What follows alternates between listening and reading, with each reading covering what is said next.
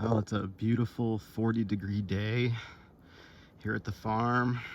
After several days of cold, you can see every hive in this apiary pretty active at 40 degrees. You can see the snow out in front of these hives. Lots of dead bees, lots of poop. If there's dead bees and poop in front of your hives, it means that there's stuff alive inside of them.